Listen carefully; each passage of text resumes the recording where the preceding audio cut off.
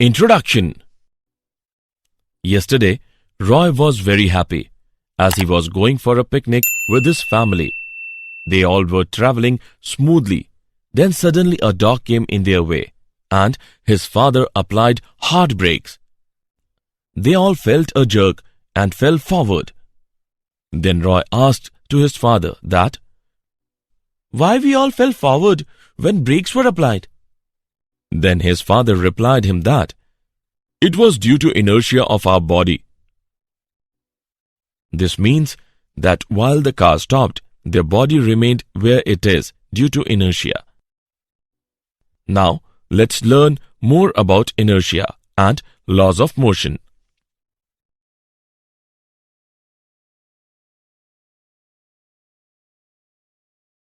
Objectives. At the end of this lesson, you will be able to understand Aristotle's fallacy, define law of inertia, define Newton's laws of motion, define impulse, know the law of conservation of momentum, calculate equilibrium of a particle, learn common forces in mechanics, define circular motion, solve problems in mechanics.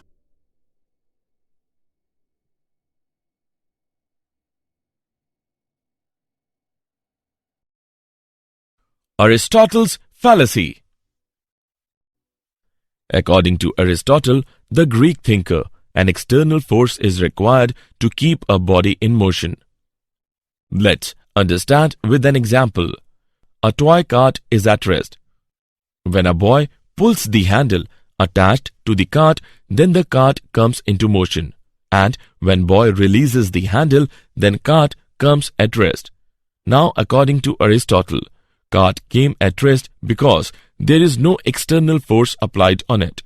But actually, the cart comes at rest due to frictional force of the surface, which opposes the motion of cart.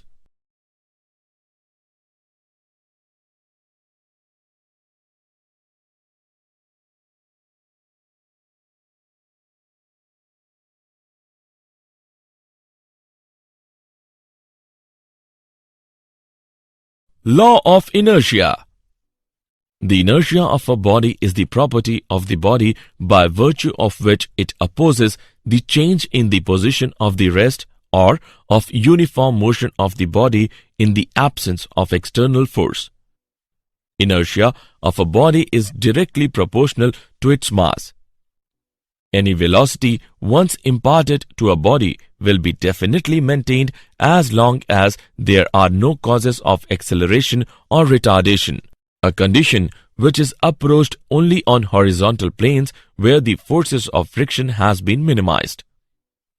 Let us take an example. In the case of a plane which is sloping downwards, there is already present a cause of acceleration.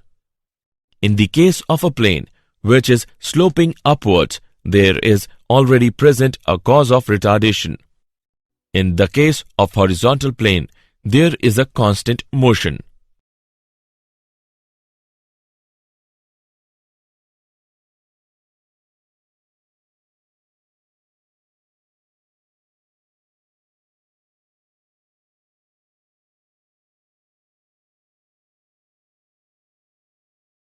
Newton's first law of motion. Newton's first law of motion states that every body continues to be in its state of rest or of uniform motion in a straight line, unless compelled by some external force to act. If the net external force on a body is zero, its acceleration is zero. Acceleration can be non-zero only if there is a net external force on the body.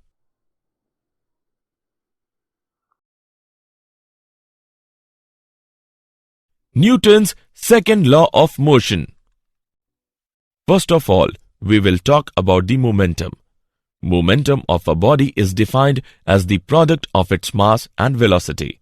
P is equal to m into v. It is a vector quantity. The direction of momentum is in the direction of velocity. Its SI unit is kilogram meter per second.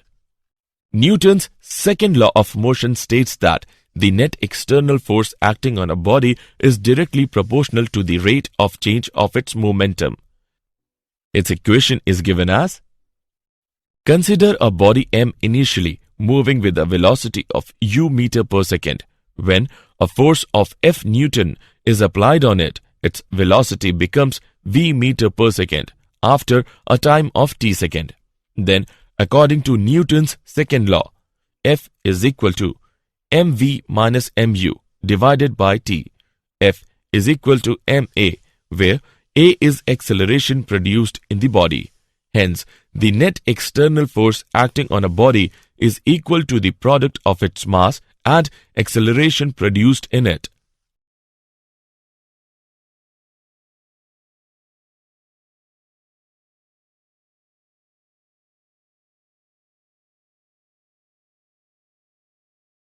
Example: constant force acting on a 8 kg mass change its speed from 2 meter per second to 3.8 meter per second in 25 seconds.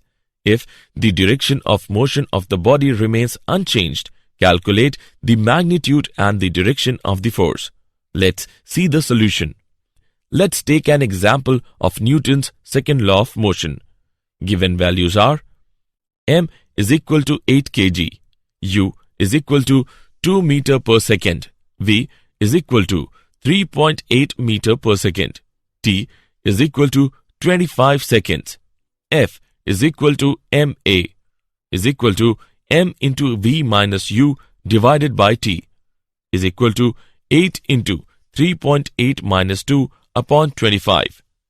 Force is equal to 0.58 Newton. Because the direction of motion does not change but magnitude of velocity increases, therefore force must act along the direction of motion.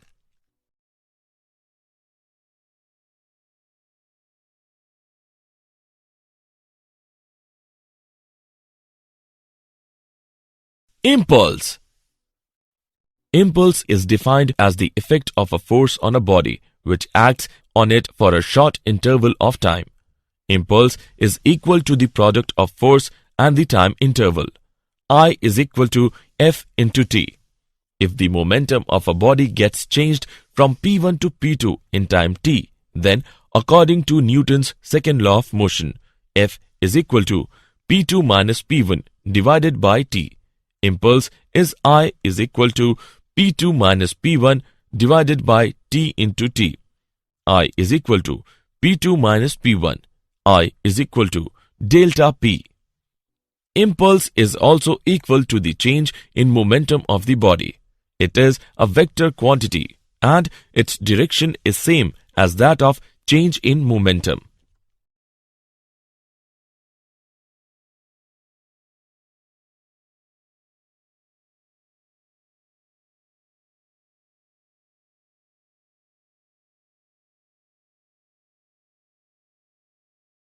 Newton's third law of motion. Newton's third law of motion states that to every action there is always an equal and opposite reaction. Action and reaction are equal in magnitude, opposite in direction, and act on different bodies. A man rowing a boat with the help of oars, a ball is bouncing on the ground are the examples of Newton's third law of motion. Consider a pair of bodies A and B. Then FAB is equal to minus FBA. One of the two forces involved in the interaction between two bodies may be called action force. The other force will be called the reaction force.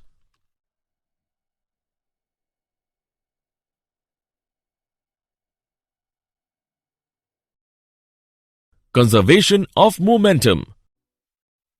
Isolated system. A system is said to be isolated if there is no exchange of mass and energy between the system and surroundings. Conservation of momentum states that in the absence of an external force, the total linear momentum of an isolated system remains same or conserved. Explanation using Newton's second law of motion. When there is no external force F is equal to 0, then dP by dt is equal to 0. P is equal to constant, mv is equal to constant, m1 v1 is equal to m2 v2. Explanation using Newton's third law of motion. Consider an isolated system which consists of two particles of masses m1 and m2. Then total mass of the system is m is equal to m1 plus m2. Let a force F be applied on the system, due to which F1 and F2 act on m1 and m2 respectively. If there is no external force acting on the isolated system, then F is equal to 0. d by dt of P is equal to 0. P is equal to constant. Hence, the law of conservation of linear momentum is proved.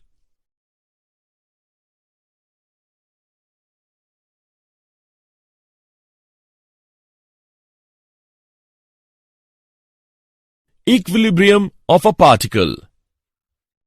When there is no change in the state of rest or of uniform motion of a body on which the forces act, the body is said to be in equilibrium. Concurrent forces are those forces whose lines of action intersect at a common point. The figure shows 4 concurrent forces F1, F2, F3 and F4 whose lines of action intersect at O. A body in equilibrium may be or may not be at rest.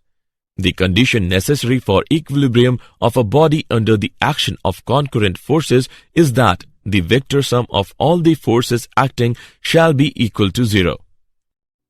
Lamy's theorem states that if 3 concurrent forces acting on a body keep it in equilibrium, then each force is proportional to the sine of the angle between the other 2 forces.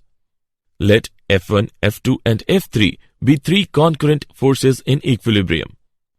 Then, according to Lamy's theorem, F1 upon sine alpha is equal to F2 upon sine beta is equal to F3 upon sine gamma.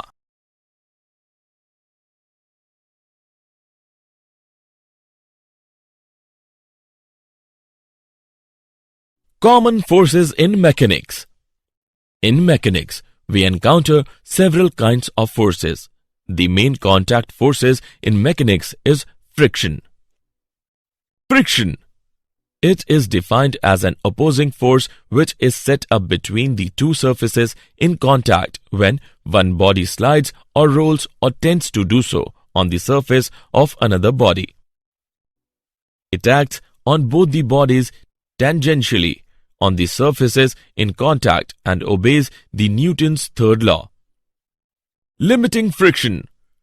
The force of friction between 2 bodies in contact when one body is in position to just begin to slide over the surface of another body. Static friction.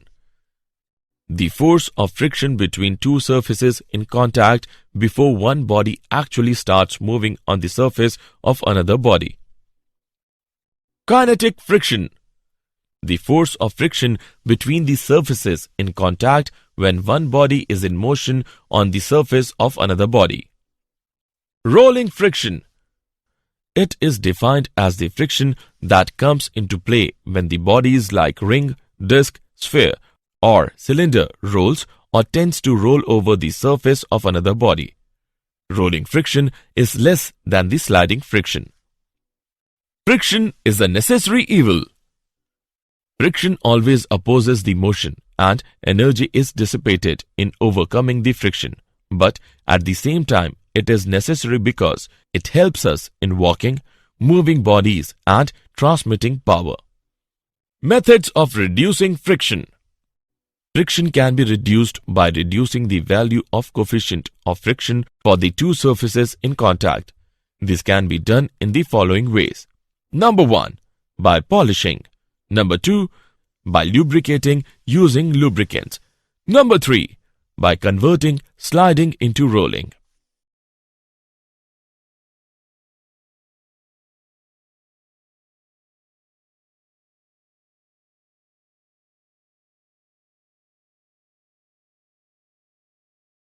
Circular motion. When a body moves on a circular path, then its motion is called circular motion. And if a body moves on a circular path with a constant speed, then its motion is called uniform circular motion. Forces on the body is given by F is equal to ma is equal to mv square upon r. It is always directed towards the center of the circular path. Therefore, it is known as centripetal force.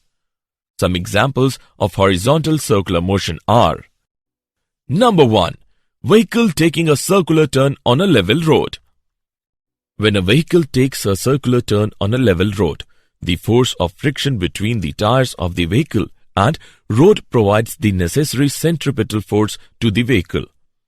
The maximum speed with which a vehicle can take a circular turn of radius r on a given road is given by V is equal to under root mu rg, where V is equal to speed of the vehicle, mu is equal to coefficient of friction.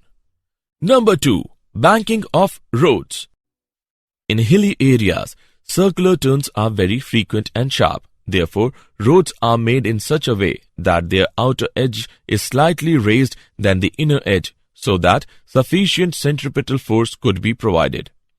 If the vehicle takes a circular turn of radius r on a banked road with speed v, tan theta is equal to v square upon rg, where theta is the angle of banking. Number 3. Bending of a cyclist. A cyclist always bends himself with the vertical while taking a circular turn on the road, so that he could provide himself a sufficient centripetal force.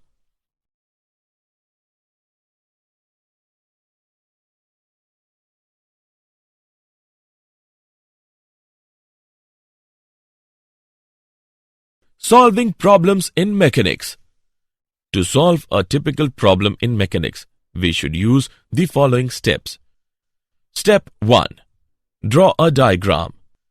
Step 2. Choose a convenient part of the assembly as one system. Step 3. Draw a separate diagram which shows this system and all the forces on the system by the remaining part of the assembly. Step 4. In this diagram, include information about forces, that is, either given or you are sure about them. Step 5. If required, follow the same procedure for another choice of the system.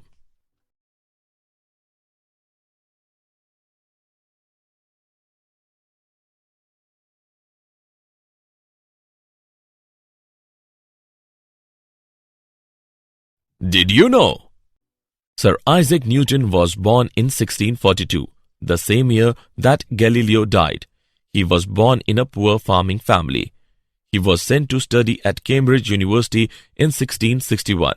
In 1665, Newton observed the fall of an apple. This simple incident prompted Newton to explore possibility of connecting gravity with the force that kept the moon in its orbit. This ultimately led him to the universal law of gravitation. 1 dyne of force is that much force which produces an acceleration of 1 centimeter per second square in a body of mass 1 gram. 1 gram weight of force is the force with which a body of mass 1 gram is attracted towards the center of the earth. The area under the force time graph gives the magnitude of the impulse of the given force in a given time.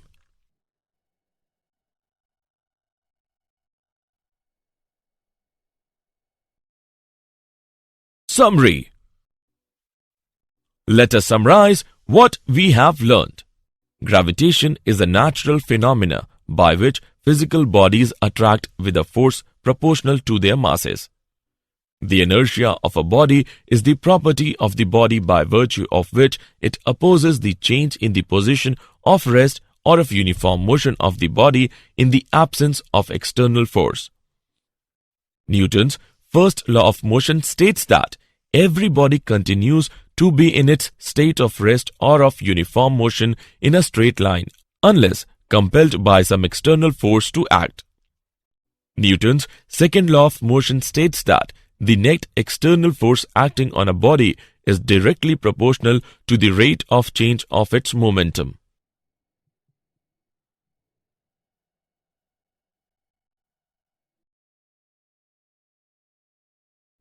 Impulse is defined as the effect of a force on a body which acts on it for a short interval of time. Newton's third law of motion states that to every action there is always an equal and opposite reaction. Conservation of momentum states that in the absence of an external force, the total linear momentum of an isolated system remains same or conserved. When there is no change in the state of rest or of uniform motion of a body on which the forces act, the body is said to be in equilibrium.